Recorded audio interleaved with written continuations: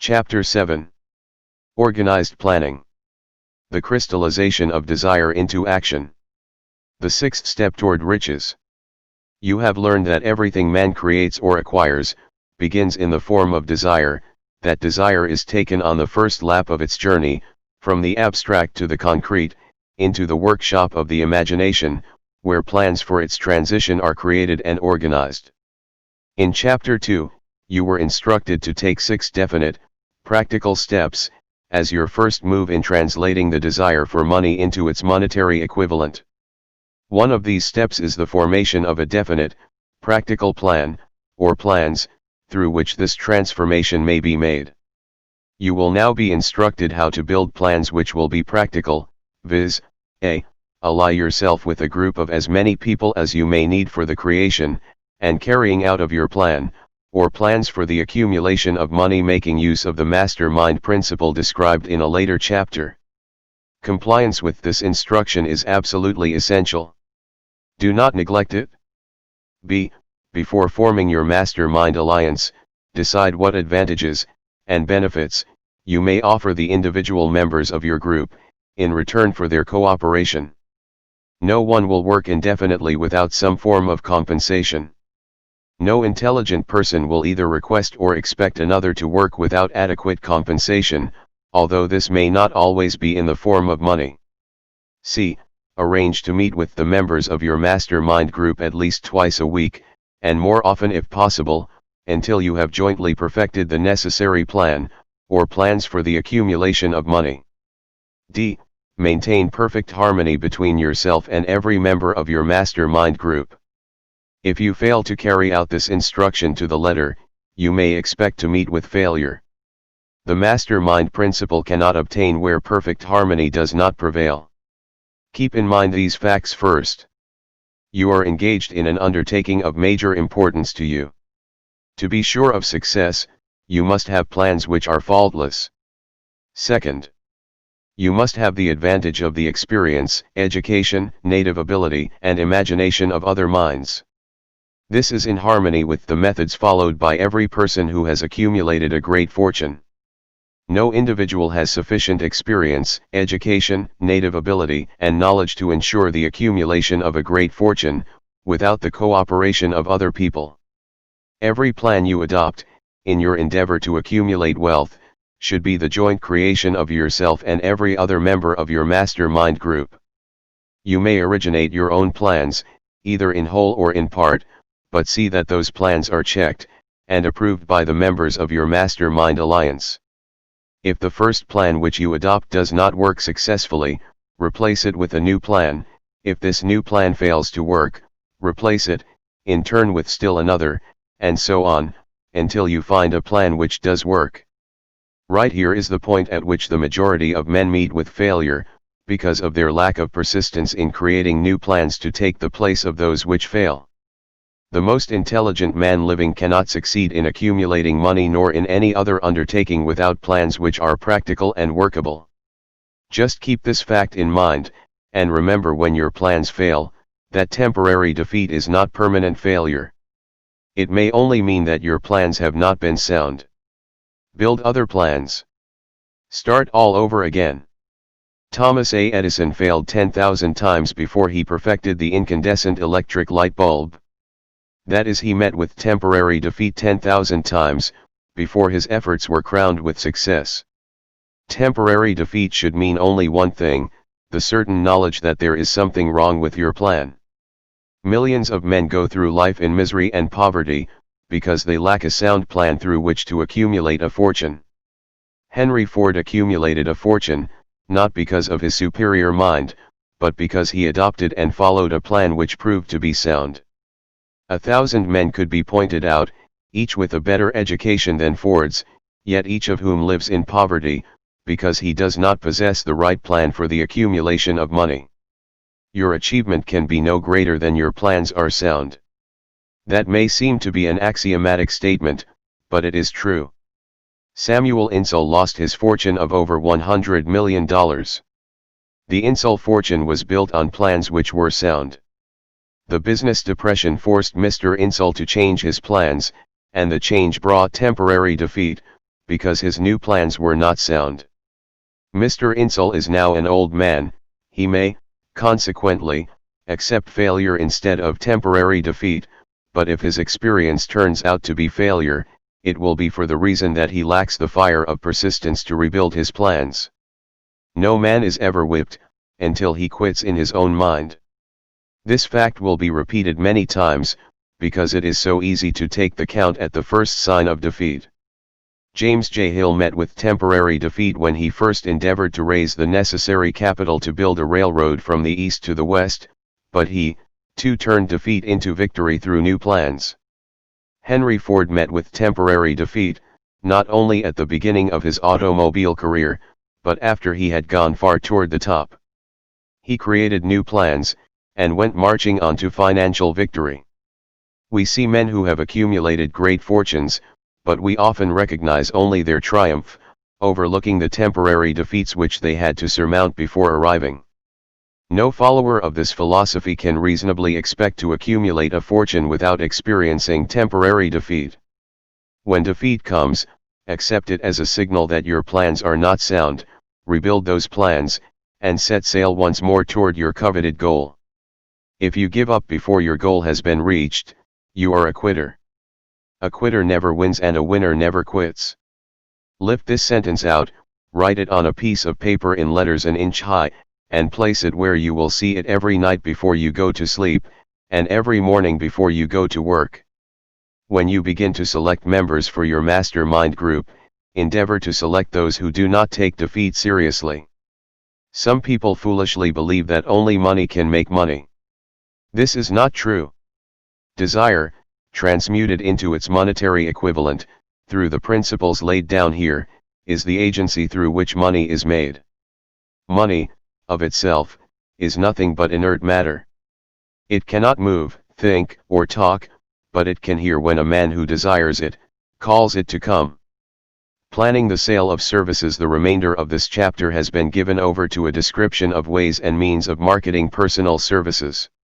The information here conveyed will be of practical help to any person having any form of personal services to market, but it will be of priceless benefit to those who aspire to leadership in their chosen occupations.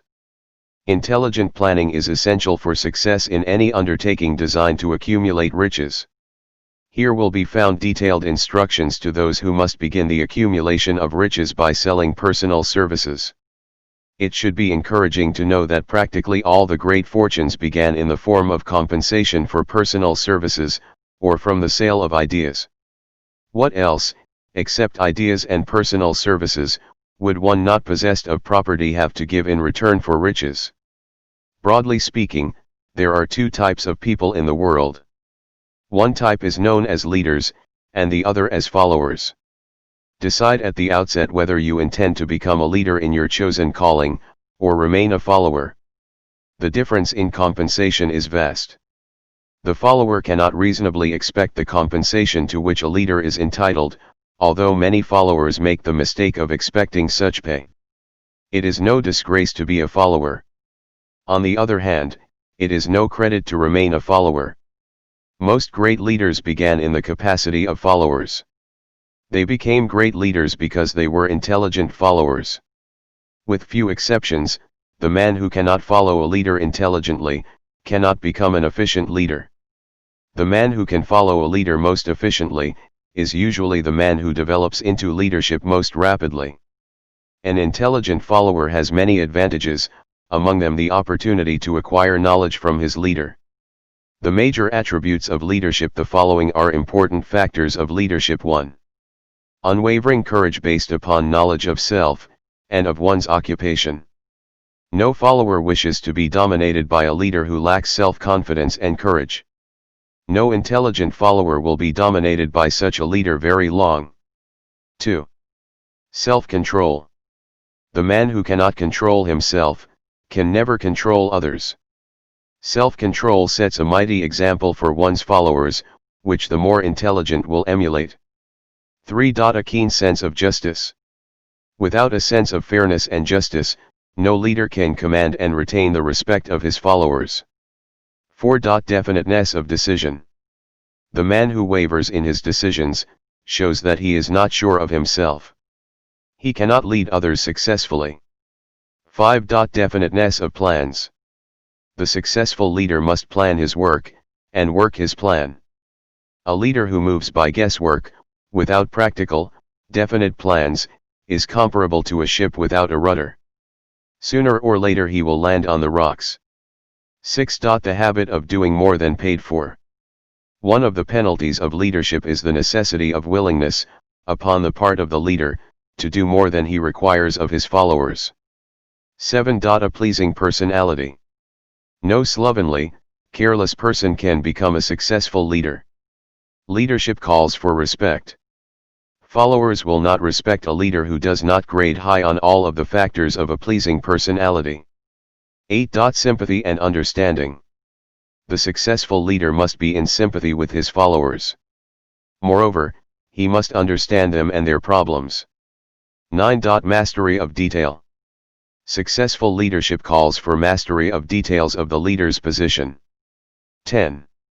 Willingness to assume full responsibility. The successful leader must be willing to assume responsibility for the mistakes and the shortcomings of his followers. If he tries to shift this responsibility, he will not remain the leader. If one of his followers makes a mistake, and shows himself incompetent, the leader must consider that it is he who failed. 11. Cooperation. The successful leader must understand, and apply the principle of cooperative effort and be able to induce his followers to do the same. Leadership calls for power, and power calls for cooperation. There are two forms of leadership. The first, and by far the most effective, is leadership by consent of, and with the sympathy of the followers. The second is leadership by force, without the consent and sympathy of the followers.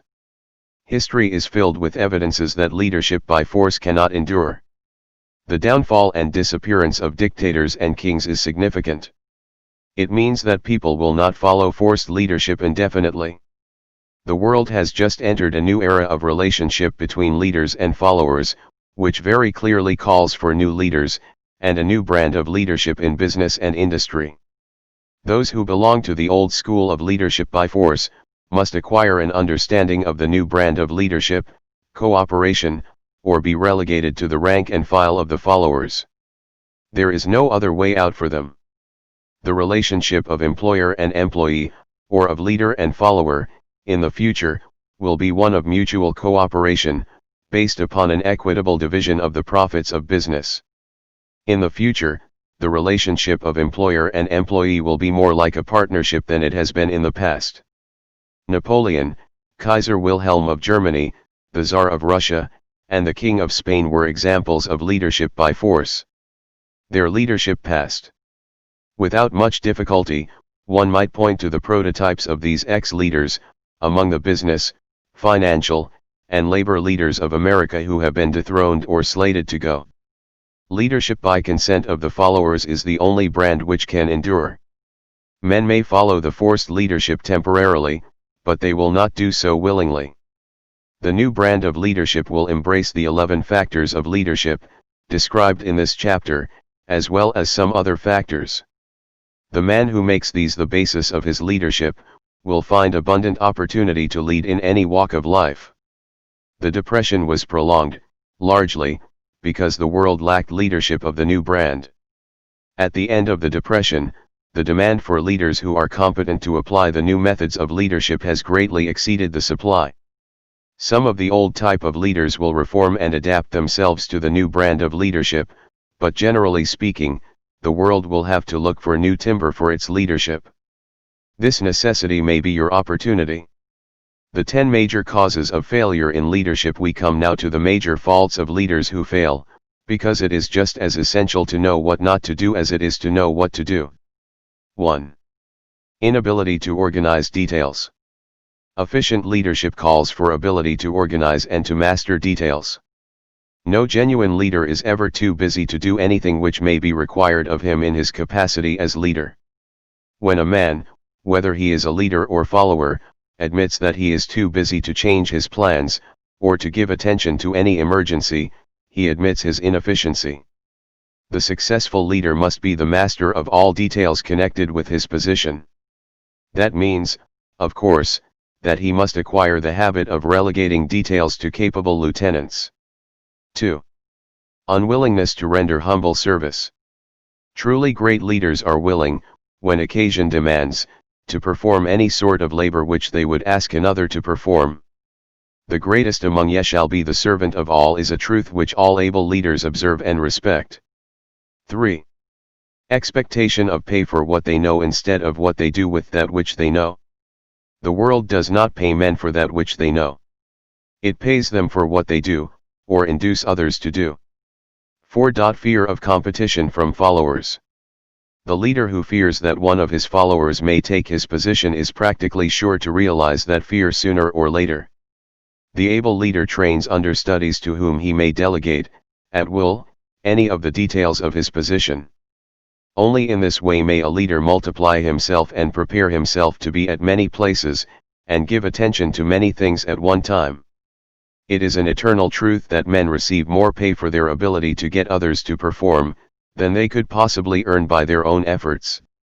An efficient leader may, through his knowledge of his job and the magnetism of his personality, greatly increase the efficiency of others, and induce them to render more service and better service than they could render without his aid.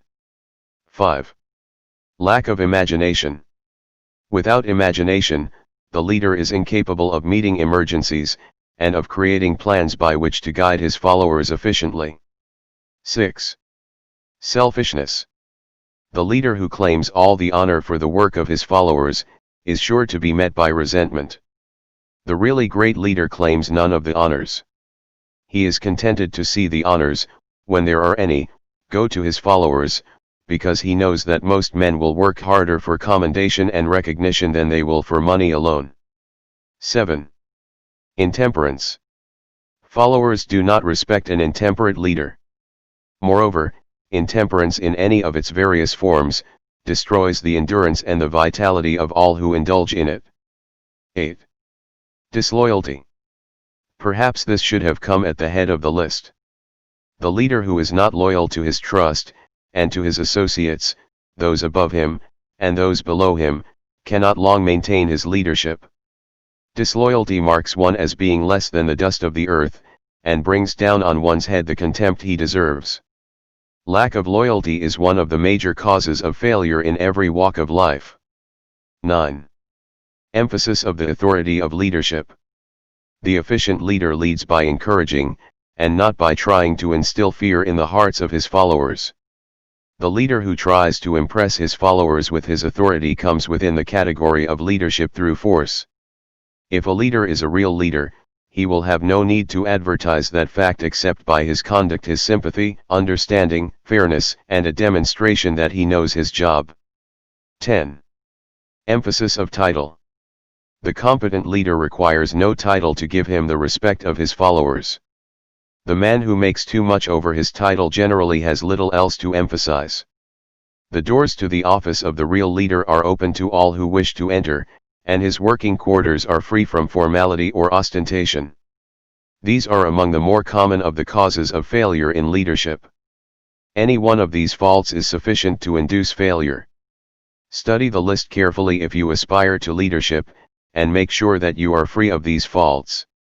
Some fertile fields in which new leadership will be required. Before leaving this chapter, your attention is called to a few of the fertile fields in which there has been a decline of leadership, and in which the new type of leader may find an abundance of opportunity. First, in the field of politics there is a most insistent demand for new leaders, a demand which indicates nothing less than an emergency. The majority of politicians have, seemingly, become high-grade, legalized racketeers. They have increased taxes and debauched the machinery of industry and business until the people can no longer stand the burden. Second, the banking business is undergoing a reform. The leaders in this field have almost entirely lost the confidence of the public. Already the bankers have sensed the need of reform, and they have begun it. Third, industry calls for new leaders. The old type of leaders thought and moved in terms of dividends instead of thinking and moving in terms of human equations. The future leader in industry, to endure, must regard himself as a quasi-public official whose duty it is to manage his trust in such a way that it will work hardship on no individual, or group of individuals. Exploitation of working men is a thing of the past. Let the man who aspires to leadership in the field of business, industry, and labor remember this. Fourth, the religious leader of the future will be forced to give more attention to the temporal needs of his followers, in the solution of their economic and personal problems of the present, and less attention to the dead past, and the yet unborn future. Fifth, in the professions of law, medicine, and education, a new brand of leadership, and to some extent, new leaders will become a necessity. This is especially true in the field of education. The leader in that field must, in the future, find ways and means of teaching people how to apply the knowledge they receive in school. He must deal more with practice and less with theory. Sixth, new leaders will be required in the field of journalism. Newspapers of the future, to be conducted successfully, must be divorced from special privilege and relieved from the subsidy of advertising. They must cease to be organs of propaganda for the interests which patronize their advertising columns. The type of newspaper which publishes scandal and lewd pictures will eventually go the way of all forces which debauch the human mind. These are but a few of the fields in which opportunities for new leaders and a new brand of leadership are now available. The world is undergoing a rapid change. This means that the media through which the changes in human habits are promoted, must be adapted to the changes. The media here described, are the ones which, more than any others, determine the trend of civilization. When and how to apply for a position. The information described here is the net result of many years of experience during which thousands of men and women were helped to market their services effectively. It can, therefore, be relied upon as sound and practical. Media through which services may be marketed. Experience has proved that the following media offer the most direct and effective methods of bringing the buyer and seller of personal services together. 1. Employment bureaus. Care must be taken to select only reputable bureaus, the management of which can show adequate records of achievement of satisfactory results. There are comparatively few such bureaus. 2. Advertising in newspapers, trade journals, magazines, and radio. Classified advertising may usually be relied upon to produce satisfactory results in the case of those who apply for clerical or ordinary salaried positions. Display advertising is more desirable in the case of those who seek executive connections, the copy to appear in the section of the paper which is most apt to come to the attention of the class of employer being sought. The copy should be prepared by an expert, who understands how to inject sufficient selling qualities to produce replies. 3. Personal letters of application, directed to particular firms or individuals most apt to need such services as are being offered. Letters should be neatly typed, always, and signed by hand. With the letter, should be sent a complete brief or outline of the applicant's qualifications. Both the letter of application and the brief of experience or qualifications should be prepared by an expert. See instructions as to information to be supplied. 4. Application through personal acquaintances. When possible, the applicant should endeavor to approach prospective employers through some mutual acquaintance. This method of approach is particularly advantageous in the case of those who seek executive connections and do not wish to appear to be peddling themselves. 5. Application in person. In some instances, it may be more effective if the applicant offers personally his services to prospective employers, in which event a complete written statement of qualifications for the position should be presented, for the reason that prospective employers often wish to discuss with associates one's record. Information to be supplied in a written brief. This brief should be prepared as carefully as a lawyer would prepare the brief of a case to be tried in court. Unless the applicant is experienced in the preparation of such briefs, an expert should be consulted, and his services enlisted for this purpose. Successful merchants employ men and women who understand the art and the psychology of advertising to present the merits of their merchandise. One who has personal services for sale should do the same. The following information should appear in the brief. 1. Education. State briefly, but definitely, what schooling you have had, and in what subjects you specialized in school, giving the reasons for that specialization. 2. Experience. If you have had experience in connection with positions similar to the one you seek, describe it fully, state names and addresses of former employers. Be sure to bring out clearly any special experience you may have had which would equip you to fill the position you seek. 3. References. Practically every business firm desires to know all about the previous records, antecedents, etc., of prospective employees who seek positions of responsibility. Attach to your brief photostatic copies of letters from a. Former employers, b. Teachers under whom you studied, c. Prominent people whose judgment may be relied upon. 4. Photograph of self. Attach to your brief a recent, unmounted photograph of yourself. 5. Apply for a specific position. Avoid application for a position without describing exactly what particular position you seek. Never apply for just a position. That indicates you lack specialized qualifications. 6. State your qualifications for the particular position for which you apply. Give full details as to the reason you believe you are qualified for the particular position you seek. This is the application. It will determine, more than anything else, what consideration you receive. 7. Offer to go to work on probation. In the majority of instances, if you are determined to have the position for which you apply, it will be most effective if you offer to work for a week, or a month, or for a sufficient length of time to enable your prospective employer to judge your value without pay. This may appear to be a radical suggestion, but experience has proved that it seldom fails to win at least a trial. If you are sure of your qualifications, a trial is all you need. Incidentally, such an offer indicates that you have confidence in your ability to fill the position you seek. It is most convincing. If your offer is accepted, and you make good, more than likely you will be paid for your probation period. Make clear the fact that your offer is based upon a. Your confidence in your ability to fill the position. b. Your confidence in your prospective employer's decision to employ you after trial. c.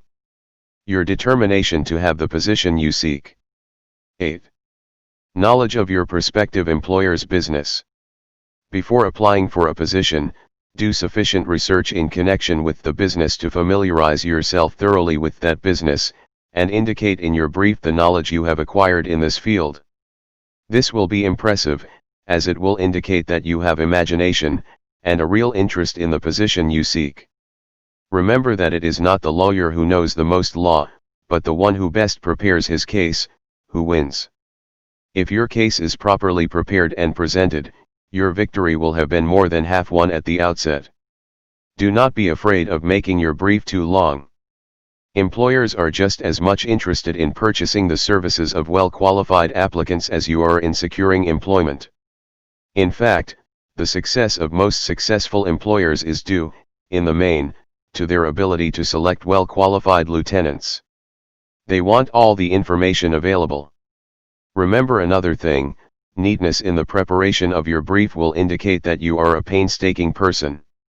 I have helped to prepare briefs for clients which were so striking and out of the ordinary that they resulted in the employment of the applicant without a personal interview. When your brief has been completed, have it neatly bound by an experienced binder, and lettered by an artist, or printer similar to the following: brief of the qualifications of Robert K. Smith applying for the position of private secretary to the president of the blank company incorporated. Change names each time brief is shown. This personal touch is sure to command attention. Have your brief neatly typed or mimeographed on the finest paper you can obtain, and bound with a heavy paper of the book cover variety, the binder to be changed, and the proper firm name to be inserted if it is to be shown to more than one company. Your photograph should be pasted on one of the pages of your brief. Follow these instructions to the letter, improving upon them wherever your imagination suggests. Successful salesmen groom themselves with care. They understand that first impressions are lasting. Your brief is your salesman. Give it a good suit of clothes, so it will stand out in bold contrast to anything your prospective employer ever saw, in the way of an application for a position. If the position you seek is worth having, it is worth going after with care. Moreover, if you sell yourself to an employer in a manner that impresses him with your individuality, you probably will receive more money for your services from the very start, than you would if you applied for employment in the usual conventional way. If you seek employment through an advertising agency, or an employment agency, have the agent use copies of your brief in marketing your services. This will help to gain preference for you, both with the agent, and the prospective employers. How to get the exact position you desire. Everyone enjoys doing the kind of work for which he is best suited. An artist loves to work with paints, a craftsman with his hands, a writer loves to write. Those with less definite talents have their preferences for certain fields of business and industry. If America does anything well, it offers a full range of occupations, tilling the soil, manufacturing, marketing, and the professions. First, decide exactly what kind of a job you want. If the job doesn't already exist, perhaps you can create it. Second, choose the company, or individual for whom you wish to work. Third, study your prospective employer, as to policies, personnel, and chances of advancement. Fourth, by analysis of yourself, your talents and capabilities, figure what you can offer, and plan ways and means of giving advantages, services, developments, ideas that you believe you can successfully deliver. Fifth, forget about a job. Forget whether or not there is an opening. Forget the usual routine of "have you got a job for me?" Concentrate on what you can give. Sixth, once you have your plan in mind, arrange with an experienced writer to put it on paper in neat form, and in full detail. Seventh, present it to the proper person with authority and he will do the rest. Every company is looking for men who can give something of value, whether it be ideas, services, or connections. Every company has room for the man who has a definite plan of action which is to the advantage of that company. This line of procedure may take a few days or weeks of extra time, but the difference in income, in advancement, and in gaining recognition will save years of hard work at small pay. It has many advantages, the main one being that it will often save from 1 to 5 years of time in reaching a chosen goal. Every person who starts, or gets in halfway up the ladder, does so by deliberate and careful planning, excepting, of course, the boss son. The new way of marketing services jobs are now partnerships. Men and women who market their services to best advantage in the future, must recognize the stupendous change which has taken place in connection with the relationship between employer and employee. In the future, the golden rule, and not the rule of gold, will be the dominating factor in the marketing of merchandise as well as personal services. The future relationship between employers and their employees will be more in the nature of a partnership consisting of A. the employer, B. the employee, C. the public they serve. This new way of marketing personal services is called new for many reasons. First, both the employer and the employee of the future will be considered as fellow employees whose business it will be to serve the public efficiently. In times past, employers and employees have bartered among themselves, driving the best bargains they could with one another, not considering that in the final analysis they were, in reality, bargaining at the expense of the third party, the public they served. The Depression served as a mighty protest from an injured public, whose rights had been trampled upon in every direction by those who were clamoring for individual advantages and profits. When the debris of the Depression shall have been cleared away, and business shall have been once again restored to balance, both employers and employees will recognize that they are no longer privileged to drive bargains at the expense of those whom they serve. The real employer of the future will be the public. This should be kept uppermost in mind by every person seeking to market personal services effectively. Nearly every railroad in America is in financial difficulty. Who does not remember the day when, If a citizen inquired at the ticket office the time of departure of a train, he was abruptly referred to the bulletin board instead of being politely given the information. The streetcar companies have experienced a change of times also. There was a time not so very long ago when streetcar conductors took pride in giving argument to passengers. Many of the streetcar tracks have been removed and passengers ride on a bus, whose driver is the last word in politeness. All over the country streetcar tracks are rusting from abandonment, or have been taken up. Wherever streetcars are still in operation, passengers may now ride without argument, and one may even hail the car in the middle of the block, and the motorman will obligingly pick him up. How times have changed. That is just the point I am trying to emphasize. Times have changed. Moreover, the change is reflected not merely in railroad offices and on streetcars, but in other walks of life as well. The public be damned policy is now passé. It has been supplanted by the we are obligingly at your service, sir, policy. The bankers have learned a thing or two during this rapid change which has taken place during the past few years.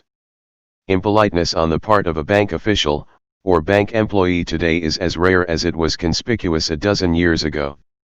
In the years past, some bankers, not all of them, of course, carried an atmosphere of austerity which gave every would-be borrower a chill when he even thought of approaching his banker for a loan. The thousands of bank failures during the Depression had the effect of removing the mahogany doors behind which bankers formerly barricaded themselves. They now sit at desks in the open, where they may be seen and approached at will by any depositor, or by anyone who wishes to see them, and the whole atmosphere of the bank is one of courtesy and understanding. It used to be customary for customers to have to stand and wait at the corner grocery until the clerks were through passing the time of day with friends, and the proprietor had finished making up his bank deposit, before being waited upon. Chain stores, managed by courteous men who do everything in the way of service, short of shining the customers' shoes, have pushed the old-time merchants into the background. Time marches on. Courtesy and service are the watchwords of merchandising today, and apply to the person who is marketing personal services even more directly than to the employer whom he serves, because, in the final analysis, both the employer and his employee are employed by the public they serve. If they fail to serve well, they pay by the loss of their privilege of serving. We can all remember the time when the gas meter reader pounded on the door hard enough to break the panels.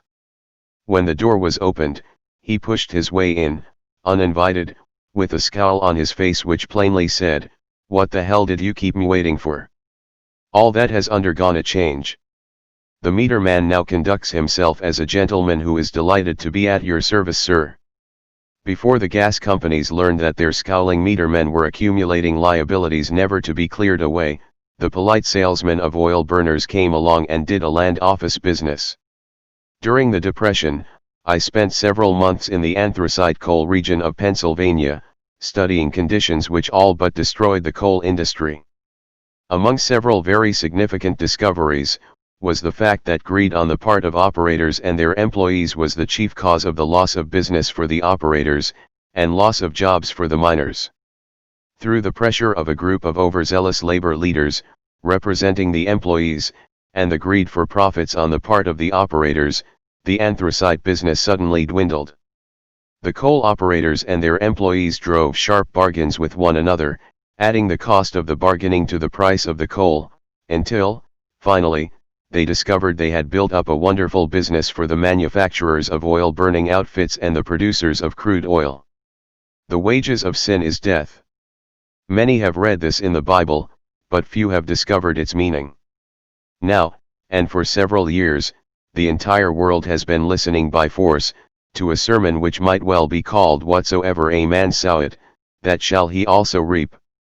Nothing as widespread and effective as the Depression could possibly be just a coincidence. Behind the Depression was a cause. Nothing ever happens without a cause. In the main, the cause of the Depression is traceable directly to the worldwide habit of trying to reap without sowing. This should not be mistaken to mean that the Depression represents a crop which the world is being forced to reap without having sown. The trouble is that the world sowed the wrong sort of seed. Any farmer knows he cannot sow the seed of thistles, and reap a harvest of grain. Beginning at the outbreak of the World War, the people of the world began to sow the seed of service inadequate in both quality and quantity. Nearly everyone was engaged in the pastime of trying to get without giving. These illustrations are brought to the attention of those who have personal services to market, to show that we are where we are, and what we are, because of our own conduct. If there is a principle of cause and effect, which controls business, finance, and transportation, this same principle controls individuals and determines their economic status. What is your QQS rating? The causes of success in marketing services effectively and permanently have been clearly described. Unless those causes are studied, analyzed, understood and applied, no man can market his services effectively and permanently. Every person must be his own salesman of personal services. The quality and the quantity of service rendered, and the spirit in which it is rendered, determine to a large extent the price and the duration of employment. To market personal services effectively, which means a permanent market, at a satisfactory price, under pleasant conditions, one must adopt and follow the QQS formula, which means that quality, plus quantity, plus the proper spirit of cooperation, equals perfect salesmanship of service. Remember the QQS formula, but do more: apply it as a habit. Let us analyze the formula to make sure we understand exactly what it means. 1. Quality of service shall be construed to mean the performance of every detail, in connection with your position, in the most efficient manner possible, with the object of greater efficiency always in mind. 2. Quantity of service shall be understood to mean the habit of rendering all the service of which you are capable, at all times, with the purpose of increasing the amount of service rendered as greater skill is developed through practice and experience. Emphasis is again placed on the word habit. 3. Spirit of service shall be construed to mean the habit of agreeable, harmonious conduct which will induce cooperation from associates and fellow employees. Adequacy of quality and quantity of service is not sufficient to maintain a permanent market for your services. The conduct, or the spirit in which you deliver service, is a strong determining factor in connection with both the price you receive, and the duration of employment. Andrew Carnegie stressed this point more than others in connection with his description of the factors which lead to success in the marketing of personal services. He emphasized again, and again, the necessity for harmonious conduct.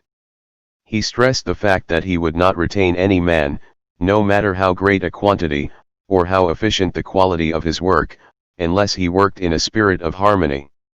Mr. Carnegie insisted upon men being agreeable. To prove that he placed a high value upon this quality, he permitted many men who conformed to his standards to become very wealthy. Those who did not conform, had to make room for others. The importance of a pleasing personality has been stressed, because it is a factor which enables one to render service in the proper spirit. If one has a personality which pleases, and renders service in a spirit of harmony, these assets often make up for deficiencies in both the quality, and the quantity of service one renders.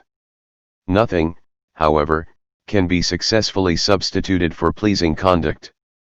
The capital value of your services, the person whose income is derived entirely from the sale of personal services, is no less a merchant than the man who sells commodities, and it might well be added, such a person is subject to exactly the same rules of conduct as the merchant who sells merchandise. This has been emphasized, because the majority of people who live by the sale of personal services make the mistake of considering themselves free from the rules of conduct, and the responsibilities attached to those who are engaged in marketing commodities. The new way of marketing services has practically forced both employer and employee into partnership alliances, through which both take into consideration the rights of the third party, the public they serve. The day of the go-getter has passed. He has been supplanted by the go-giver.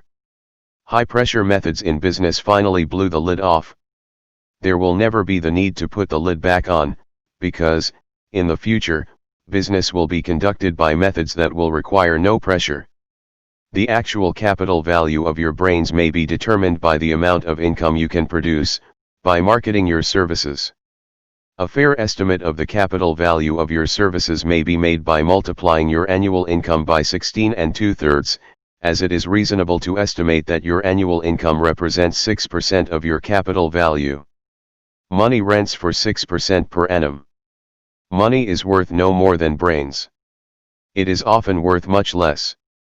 Competent brains, if effectively marketed, represent a much more desirable form of capital than that which is required to conduct a business dealing in commodities, because brains are a form of capital which cannot be permanently depreciated through depressions, nor can this form of capital be stolen or spent. Moreover, the money which is essential for the conduct of business is as worthless as a sand dune, until it has been mixed with efficient brains. The 30 major causes of failure. How many of these are holding you back? Life's greatest tragedy consists of men and women who earnestly try, and fail. The tragedy lies in the overwhelmingly large majority of people who fail, as compared to the few who succeed. I have had the privilege of analyzing several thousand men and women, 98% of whom were classed as failures. There is something radically wrong with a civilization, and a system of education, which permit 98% of the people to go through life as failures. But I did not write this book for the purpose of moralizing on the rights and wrongs of the world. That would require a book 100 times the size of this one. My analysis work proved that there are 30 major reasons for failure, and 13 major principles through which people accumulate fortunes. In this chapter, a description of the 30 major causes of failure will be given. As you go over the list, check yourself by it, point by point, for the purpose of discovering how many of these causes of failure stand between you and success. 1. Unfavorable hereditary background. There is but little, if anything, which can be done for people who are born with a deficiency in brain power. This philosophy offers but one method of bridging this weakness through the aid of the master mind. Observe with profit, however, that this is the only one of the 30 causes of failure which may not be easily corrected by any individual. 2. Lack of a well-defined purpose in life. There is no hope of success for the person who does not have a central purpose, or definite goal at which to aim. 98 out of every 100 of those whom I have analyzed, had no such aim. Perhaps this was the 3. Lack of ambition to aim above mediocrity. We offer no hope for the person who is so indifferent as not to want to get ahead in life, and who is not willing to pay the price. 4. Insufficient education. This is a handicap which may be overcome with comparative ease. Experience has proven that the best educated people are often those who are known as self-made, or self-educated. It takes more than a college degree to make one a person of education. Any person who is educated is one who has learned to get whatever he wants in life without violating the rights of others. Education consists, not so much of knowledge, but of knowledge effectively and persistently applied. Men are paid, not merely for what they know, but more particularly for what they do with that which they know. 5. Lack of self-discipline. Discipline comes through self-control. This means that one must control all negative qualities. Before you can control conditions, you must first control yourself. Self-mastery is the hardest job you will ever tackle. If you do not conquer self, you will be conquered by self. You may see at one and the same time both your best friend and your greatest enemy, by stepping in front of a mirror. 6. Ill health. No person may enjoy outstanding success without good health. Many of the causes of ill health are subject to mastery and control. These, in the main are, a. Overeating of foods not conducive to health. B. Wrong habits of thought, giving expression to negatives. C. Wrong use of, and overindulgence in sex. D. Lack of proper physical exercise. E. An inadequate supply of fresh air, due to improper breathing. 7. Unfavorable environmental influences during childhood. As the twig is bent, so shall the tree grow. Most people who have criminal tendencies acquire them as the result of bad environment, and improper associates during childhood. 8. Procrastination. This is one of the most common causes of failure. Old man procrastination stands within the shadow of every human being, waiting his opportunity to spoil one's chances of success. Most of us go through life as failures, because we are waiting for the time to be right to start doing something worthwhile. Do not wait. The time will never be just right. Start where you stand, and work with whatever tools you may have at your command, and better tools will be found as you go along. 9. Lack of persistence. Most of us are good starters but poor finishers of everything we begin. Moreover, people are prone to give up at the first signs of defeat. There is no substitute for persistence. The person who makes persistence his watchword, discovers that old man failure finally becomes tired, and makes his departure. Failure cannot cope with persistence. 10. Negative personality. There is no hope of success for the person who repels people through a negative personality. Success comes through the application of power, and power is attained through the cooperative efforts of other people. A negative personality will not induce cooperation. 11. Lack of controlled sexual urge. Sex energy is the most powerful of all the stimuli which move people into action. Because it is the most powerful of the emotions, it must be controlled, through transmutation, and converted into other channels. 12. Uncontrolled desire for something for nothing. The gambling instinct drives millions of people to failure. Evidence of this may be found in a study of the Wall Street crash of '29, during which millions of people tried to make money by gambling on stock margins. 13. Lack of a well-defined power of decision. Men who succeed reach decisions promptly, and change them, if at all, very slowly. Men who fail, reach decisions, if at all, very slowly, and change them frequently, and quickly. Indecision and procrastination are twin brothers. Where one is found, the other may usually be found also. Kill off this pair before they completely hogtie you to the treadmill of failure. 14. One or more of the 6 basic fears. These fears have been analyzed for you in a later chapter. They must be mastered before you can market your services effectively. 15. Wrong selection of a mate in marriage. This a most common cause of failure. The relationship of marriage brings people intimately into contact. Unless this relationship is harmonious, failure is likely to follow. Moreover, it will be a form of failure that is marked by misery and unhappiness, destroying all signs of ambition. 16. Overcaution. The person who takes no chances, generally has to take whatever is left when others are through choosing. Overcaution is as bad as undercaution. Both are extremes to be guarded against. Life itself is filled with the element of chance. 17. Wrong selection of associates in business. This is one of the most common causes of failure in business. In marketing personal services, one should use great care to select an employer who will be an inspiration, and who is, himself, intelligent and successful. We emulate those with whom we associate most closely. Pick an employer who is worth emulating. 18. Superstition and Prejudice. Superstition is a form of fear. It is also a sign of ignorance. Men who succeed keep open minds and are afraid of nothing. 19. Wrong selection of a vocation. No man can succeed in a line of endeavor which he does not like. The most essential step in the marketing of personal services is that of selecting an occupation into which you can throw yourself wholeheartedly.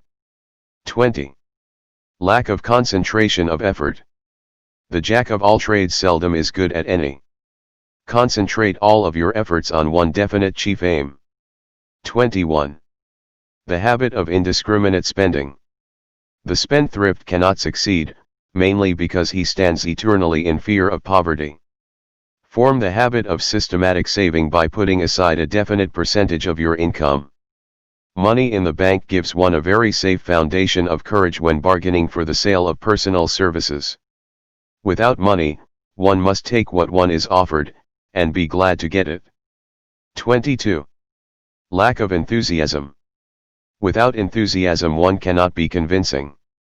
Moreover, enthusiasm is contagious, and the person who has it, under control, is generally welcome in any group of people. 23. Intolerance. The person with a closed MMD on any subject seldom gets ahead. Intolerance means that one has stopped acquiring knowledge. The most damaging forms of intolerance are those connected with religious, racial, and political differences of opinion. 24. Intemperance. The most damaging forms of intemperance are connected with eating, strong drink, and sexual activities. Overindulgence in any of these is fatal to success. 25. Inability to cooperate with others. More people lose their positions and their big opportunities in life, because of this fault, than for all other reasons combined. It is a fault which no well-informed businessman, or leader will tolerate. 26. Possession of power that was not acquired through self-effort. Sons and daughters of wealthy men, and others who inherit money which they did not earn. Power in the hands of one who did not acquire it gradually, is often fatal to success. Quick riches are more dangerous than poverty. 27. Intentional dishonesty. There is no substitute for honesty. One may be temporarily dishonest by force of circumstances over which one has no control, without permanent damage. But, there is no hope for the person who is dishonest by choice. Sooner or later, his deeds will catch up with him, and he will pay by loss of reputation, and perhaps even loss of liberty. 28. Egotism and vanity. These qualities serve as red lights which warn others to keep away. They are fatal to success. 29.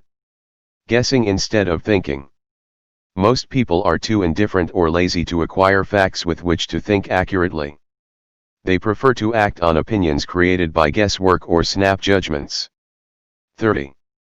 Lack of capital.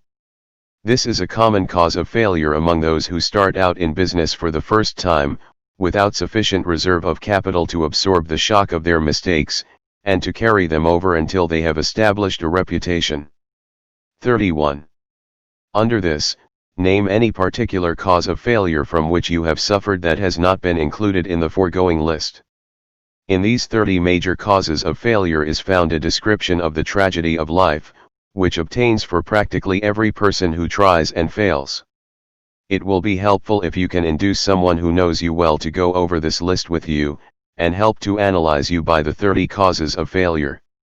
It may be beneficial if you try this alone. Most people cannot see themselves as others see them. You may be one who cannot. The oldest of admonitions is, man, know thyself. If you market merchandise successfully, you must know the merchandise. The same is true in marketing personal services.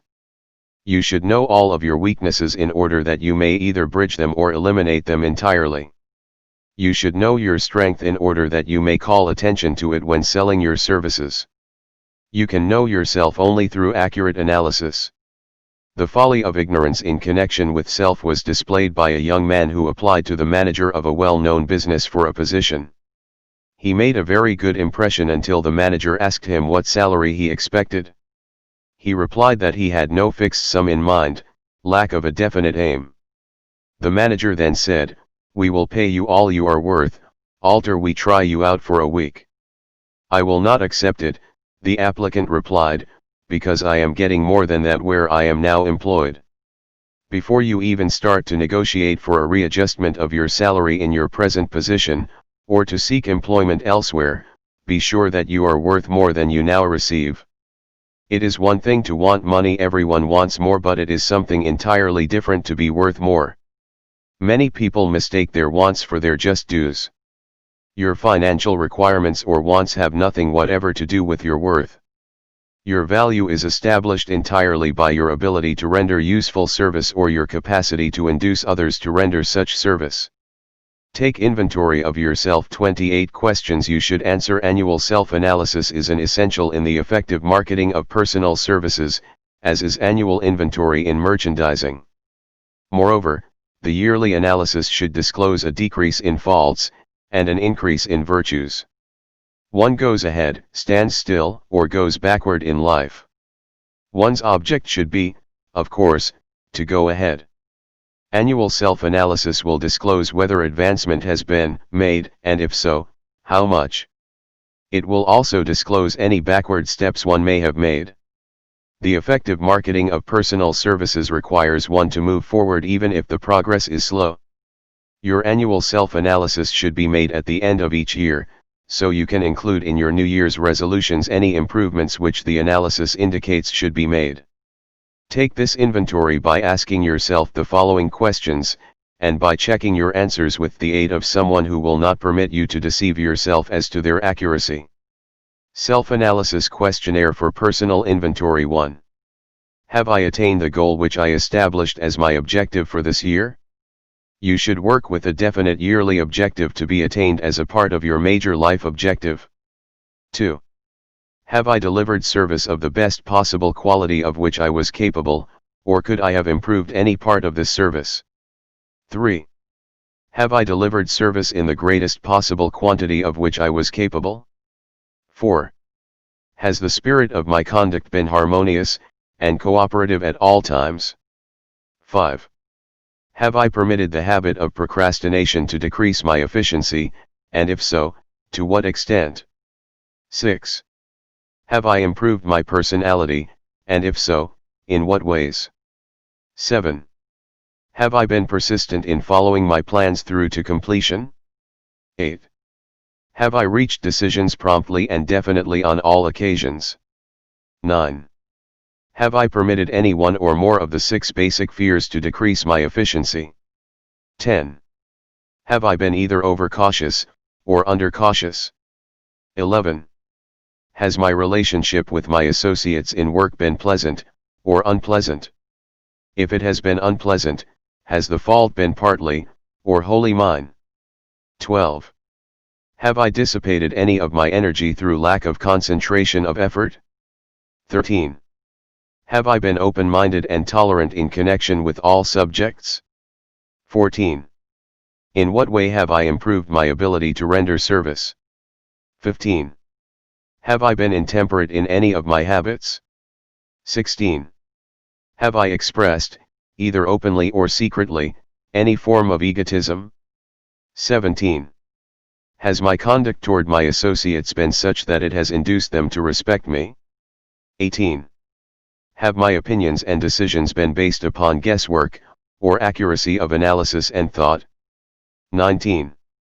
Have I followed the habit of budgeting my time, my expenses, and my income, and have I been conservative in these budgets? 20. How much time have I devoted to unprofitable effort which I might have used to better advantage? 21. How may I rebudget my time, and change my habits so I will be more efficient during the coming year? 22. Have I been guilty of any conduct which was not approved by my conscience? 23. In what ways have I rendered more service and better service than I was paid to render? 24. Have I been unfair to anyone, and if so, in what way? 25. If I had been the purchaser of my own services for the year, would I be satisfied with my purchase? 26. Am I in the right vocation, and if not, why not? 27. Has the purchaser of my services been satisfied with the service I have rendered, and if not, why not? 28. What is my present rating on the fundamental principles of success? Make this rating fairly and frankly, and have it checked by someone who is courageous enough to do it accurately. Having read and assimilated the information conveyed through this chapter, you are now ready to create a practical plan for marketing your personal services. In this chapter will be found an adequate description of every principle essential in planning the sale of personal services, including the major attributes of leadership, the most common causes of failure in leadership, a description of the fields of opportunity for leadership, the main causes of failure in all walks of life, and the important questions which should be used in self-analysis. This extensive and detailed presentation of accurate information has been included, because it will be needed by all who must begin the accumulation of riches by marketing personal services. Those who have lost their fortunes, and those who are just beginning to earn money, have nothing but personal services to offer in return for riches. Therefore it is essential that they have available the practical information needed to market services to best advantage. The information contained in this chapter will be of great value to all who aspire to attain leadership in any calling. It will be particularly helpful to those aiming to market their services as business or industrial executives. Complete assimilation and understanding of the information here conveyed will be helpful in marketing one's own services, and it will also help one to become more analytical and capable of judging people. The information will be priceless to personnel directors, employment managers, and other executives charged with the selection of employees, and the maintenance of efficient organizations. If you doubt this statement, test its soundness by answering in writing the 28 self-analysis questions. That might be both interesting and profitable, even though you do not doubt the soundness of the statement. Where and how one may find opportunities to accumulate riches. Now that we have analyzed the principles by which riches may be accumulated, we naturally ask, where may one find favorable opportunities to apply these principles? Very well, let us take inventory and see what the United States of America offer the person seeking riches, great or small. To begin with, let us remember, all of us, that we live in a country where every law-abiding citizen enjoys freedom of thought and freedom of deed unequaled anywhere in the world. Most of us have never taken inventory of the advantages of this freedom. We have never compared our unlimited freedom with the curtailed freedom in other countries. Here we have freedom of thought, freedom in the choice and enjoyment of education, freedom in religion, freedom in politics, freedom in the choice of a business, profession, or occupation, freedom to accumulate and own without molestation, all the property we can accumulate, freedom to choose our place of residence, freedom in marriage, freedom through equal opportunity to all races, freedom of travel from one state to another, freedom in our choice of foods, and freedom to aim for any station in life for which we have prepared ourselves, even for the presidency of the United States. We have other forms of freedom, but this list will give a bird's-eye view of the most important, which constitute opportunity of the highest order. This advantage of freedom is all the more conspicuous because the United States is the only country guaranteeing to every citizen, whether native-born or naturalized, so broad and varied a list of freedom. Next, let us recount some of the blessings which our widespread freedom has placed within our hands. Take the average American family for example, meaning, the family of average income, and sum up the benefits available to every member of the family, in this land of opportunity and plenty. A. Food. Next to freedom of thought and deed comes food, clothing, and shelter, the three basic necessities of life. Because of our universal freedom, the average American family has available, at its very door, the choicest selection of food to be found anywhere in the world, and at prices within its financial range. A family of two, living in the heart of Times Square district of New York City, far removed from the source of production of foods, took careful inventory of the cost of a simple breakfast, with this astonishing result: articles of food, cost at the breakfast table, grapefruit juice, from Florida. 02 rippled wheat breakfast food, Kansas farm. 02 tea, from China. 02 bananas, from South America. 02 1/2 toasted bread, from Kansas farm. 01 fresh country eggs, from Utah. 0.07 sugar, from Cuba, or Utah. 00 1/2 butter and cream, from New England.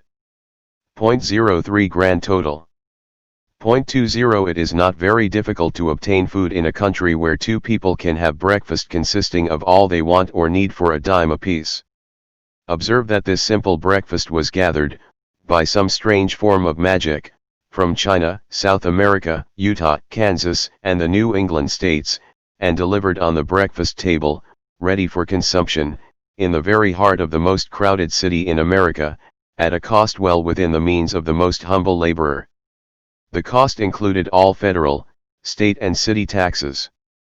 Here is a fact the politicians did not mention when they were crying out to the voters to throw their opponents out of office because the people were being taxed to death. B. Shelter. This family lives in a comfortable apartment, heated by steam, lighted with electricity, with gas for cooking, all for $65 a month. In a smaller city, or a more sparsely settled part of New York City, the same apartment could be had for as low as $20 a month. The toast they had for breakfast in the food estimate was toasted on an electric toaster, which cost but a few dollars. The apartment is cleaned with a vacuum sweeper that is run by electricity. Hot and cold water is available, at all times, in the kitchen and the bathroom. The food is kept cool in a refrigerator that is run by electricity. The wife curls her hair, washes her clothes and irons them with easily operated electrical equipment, on power obtained by sticking a plug in the wall. The husband shaves with an electric shaver, and they receive entertainment from all over the world, 24 hours a day, if they want it, without cost, by merely turning the dial of their radio. There are other conveniences in this apartment, but the foregoing list will give a fair idea of some of the concrete evidences of the freedom we, of America, enjoy.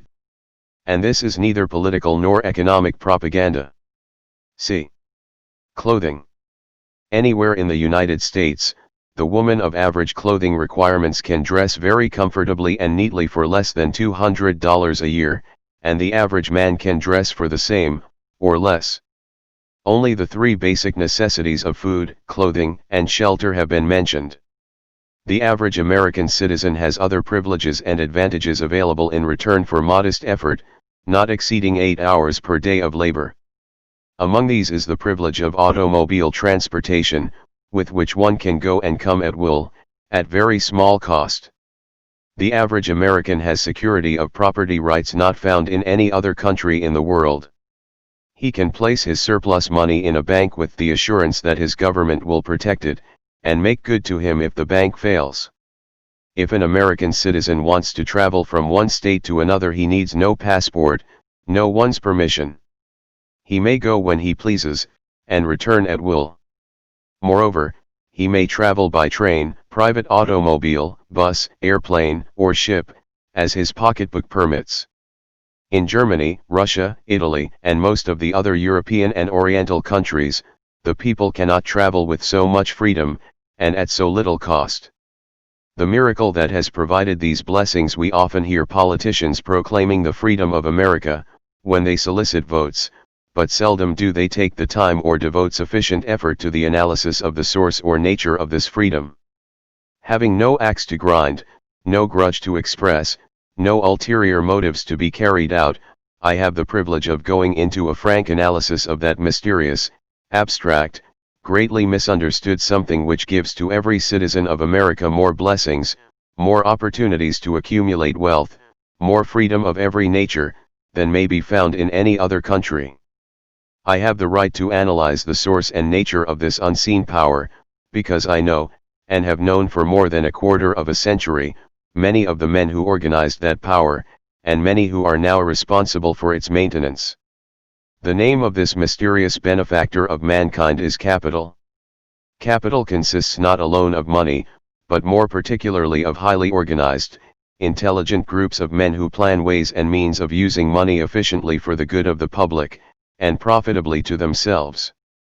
These groups consist of scientists, educators, chemists, inventors, business analysts, publicity men, transportation experts, accountants, lawyers, doctors, and both men and women who have highly specialized knowledge in all fields of industry and business. They pioneer, experiment, and blaze trails in new fields of endeavor. They support colleges, hospitals, public schools, build good roads, publish newspapers, pay most of the cost of government, and take care of the multitudinous detail essential to human progress. Stated briefly, the capitalists are the brains of civilization, because they supply the entire fabric of which all education, enlightenment, and human progress consists. Money, without brains, always is dangerous. Properly used, it is the most important essential of civilization. The simple breakfast here described could not have been delivered to the New York family at a dime each, or at any other price, if organized capital had not provided the machinery, the ships, the railroads, and the huge armies of trained men to operate them. Some slight idea of the importance of organized capital may be had by trying to imagine yourself burdened with the responsibility of collecting, without the aid of capital, and delivering to the New York City family, the simple breakfast described. To supply the tea, you would have to make a trip to China or India, both a very long way from America. Unless you are an excellent swimmer, you would become rather tired before making the round trip. Then, too, another problem would confront you. What would you use for money, even if you had the physical endurance to swim the ocean? To supply the sugar, you would have to take another long swim to Cuba, or a long walk to the sugar beet section of Utah. But even then, you might come back without the sugar, because organized effort and money are necessary to produce sugar, to say nothing of what is required to refine, transport, and deliver it to the breakfast table anywhere in the United States. The eggs, you could deliver easily enough from the barnyards near New York City, but you would have a very long walk to Florida and return, before you could serve the 2 glasses of grapefruit juice.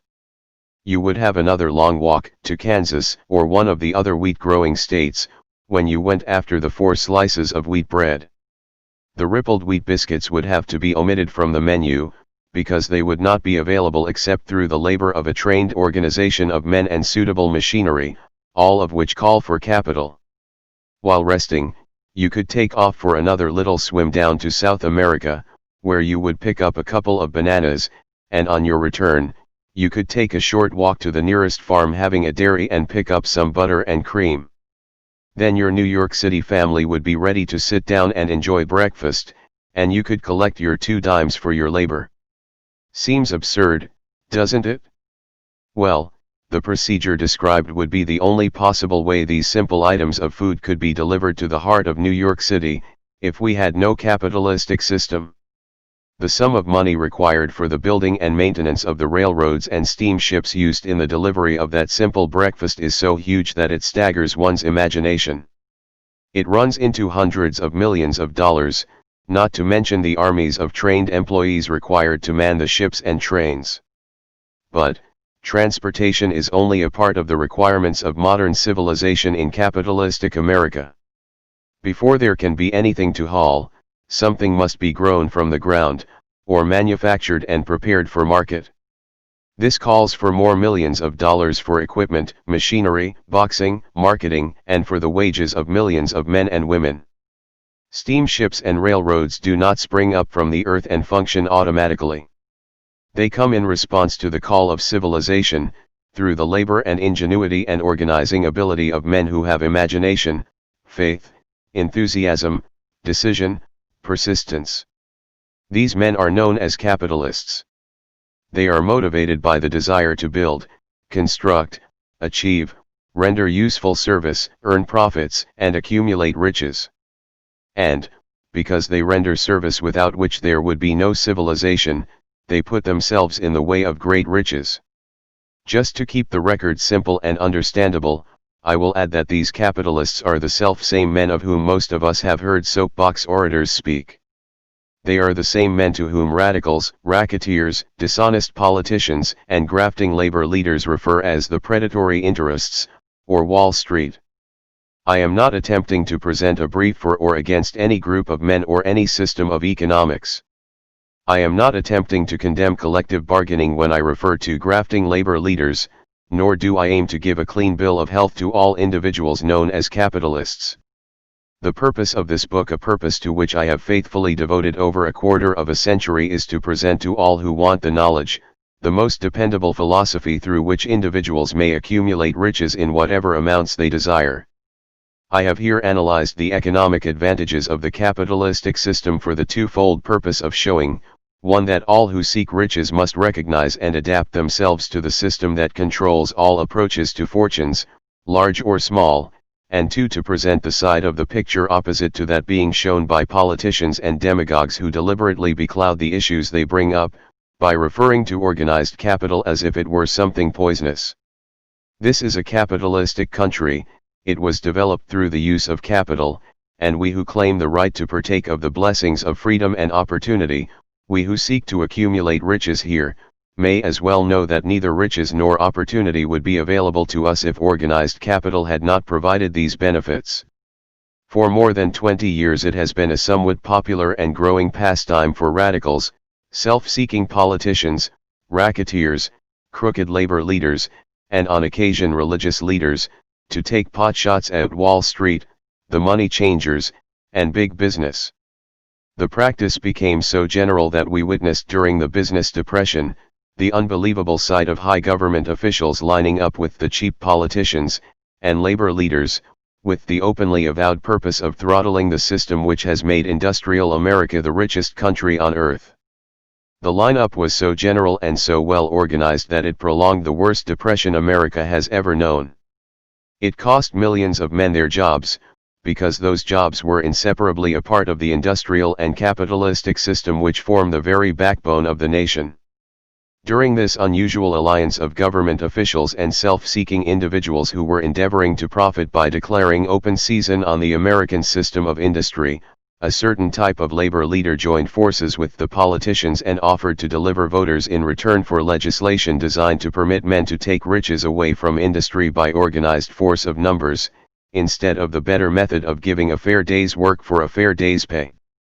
Millions of men and women throughout the nation are still engaged in this popular pastime of trying to get without giving. Some of them are lined up with labor unions, where they demand shorter hours and more pay. Others do not take the trouble to work at all. They demand government relief and are getting it. Their idea of their rights of freedom was demonstrated in New York City, where violent complaint was registered with the postmaster, by a group of relief beneficiaries, because the postman awakened them at 7:30 a.m. to deliver government relief checks. They demanded that the time of delivery be set up to 10 o'clock.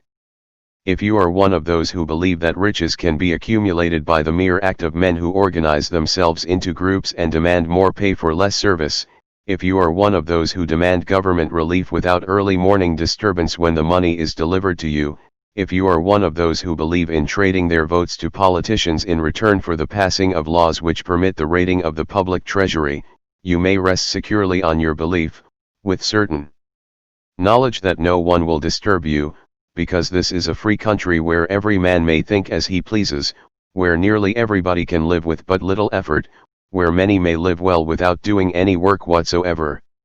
However, you should know the full truth concerning this freedom of which so many people boast, and so few understand. As great as it is, as far as it reaches, as many privileges as it provides, it does not, and cannot bring riches without effort. There is but one dependable method of accumulating, and legally holding riches, and that is by rendering useful service. No system has ever been created by which men can legally acquire riches through mere force of numbers, or without giving in return an equivalent value of one form or another. There is a principle known as the law of economics. This is more than a theory. It is a law no man can beat. Mark well the name of the principle, and remember it, because it is far more powerful than all the politicians and political machines. It is above and beyond the control of all the labor unions.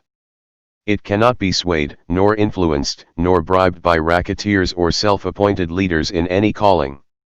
Moreover, it has an all-seeing eye, and a perfect system of bookkeeping, in which it keeps an accurate account of the transactions of every human being engaged in the business of trying to get without giving. Sooner or later its auditors come around, look over the records of individuals both great and small, and demand an accounting. Wall Street, big business, capital predatory interests, or whatever name you choose to give the system which has given us American freedom, represents a group of men who understand, respect, and adapt themselves to this powerful law of economics. their financial continuation depends upon their respecting the law. Most people living in America like this country, its capitalistic system and all. I must confess I know of no better country, where one may find greater opportunities to accumulate riches. Judging by their acts and deeds, there are some in this country who do not like it. That, of course, is their privilege. If they do not like this country, its capitalistic system, its boundless opportunities, they have the privilege of clearing out. Always there are other countries, such as Germany, Russia, and Italy, where one may try one's hand at enjoying freedom, and accumulating riches providing one is not too particular. America provides all the freedom and all the opportunity to accumulate riches that any honest person may require. When one goes hunting for game, one selects hunting grounds where game is plentiful. When seeking riches, the same rule would naturally obtain. If it is riches you are seeking, do not overlook the possibilities of a country whose citizens are so rich that women, alone, spend over $200 million annually for lipsticks, rouge and cosmetics. Think twice, you who are seeking riches, before trying to destroy the capitalistic system of a country whose citizens spend over $50 million a year for greeting cards, with which to express their appreciation of their freedom. If it is money you are seeking, consider carefully a country that spends hundreds of millions of dollars annually for cigarettes, the bulk of the income from which goes to only 4 major companies engaged in supplying this national builder of nonchalance and quiet nerves.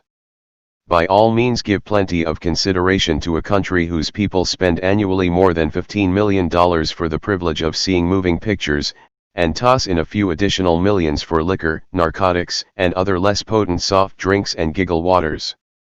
Do not be in too big a hurry to get away from a country whose people willingly, even eagerly, hand over millions of dollars annually for football, baseball, and prize fights.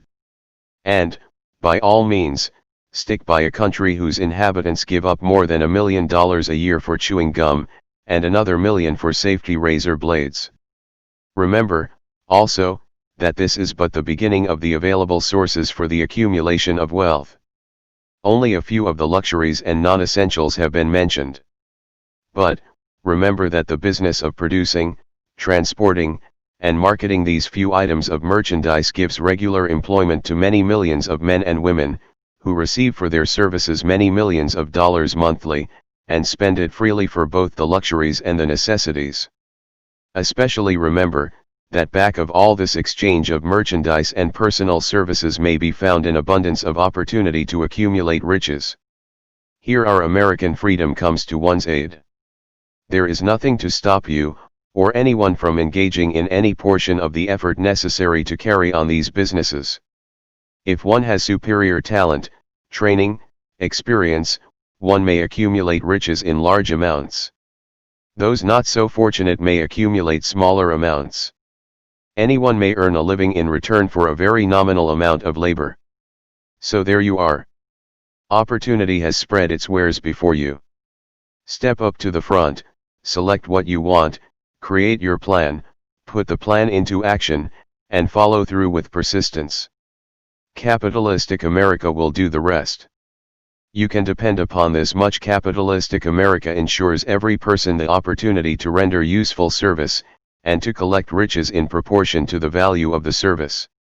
The system denies no one this right, but it does not, and cannot promise something for nothing, because the system, itself, is irrevocably controlled by the law of economics, which neither recognizes nor tolerates for long, getting without giving. The law of economics was passed by nature.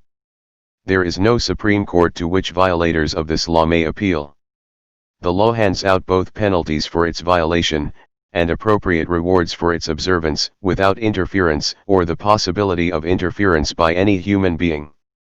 The law cannot be repealed. It is as fixed as the stars in the heavens, and subject to, and a part of the same system that controls the stars. May one refuse to adapt oneself to the law of economics? Certainly. This is a free country, where all men are born with equal rights, including the privilege of ignoring the law of economics.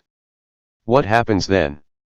Well, nothing happens until large numbers of men join forces for the avowed purpose of ignoring the law, and taking what they want by force. Then comes the dictator, with well-organized firing squads and machine guns. We have not yet reached that stage in America. But we have heard all we want to know about how the system works. Perhaps we won't be fortunate enough not to demand personal knowledge of so gruesome a reality. Doubtless we shall prefer to continue with our freedom of speech, freedom of deed, and freedom to render useful service in return for riches.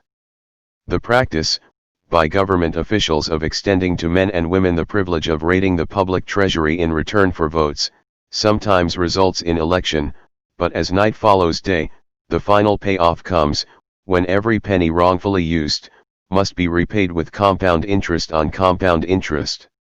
If those who make the grab are not forced to repay, the burden falls on their children, and their children's children, even unto the third and fourth generations. There is no way to avoid the debt. Men can, and sometimes do, form themselves into groups for the purpose of crowding wages up, and working hours down. There is a point beyond which they cannot go. It is the point at which the law of economics steps in, and the sheriff gets both the employer and the employees. For 6 years, from 1929 to 1935, the people of America, both rich and poor, barely missed seeing the old man economics hand over to the sheriff all the businesses and industries and banks.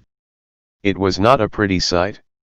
It did not increase our respect for mob psychology, through which men cast reason to the winds and start trying to get without giving. We who went through those 6 discouraging years, when fear was in the saddle, and faith was on the ground, cannot forget how ruthlessly the law of economics exacted its toll from both rich and poor, weak and strong, old and young. We shall not wish to go through another such experience. These observations are not founded upon short-time experience. They are the result of 25 years of careful analysis of the methods of both the most successful and the most unsuccessful men America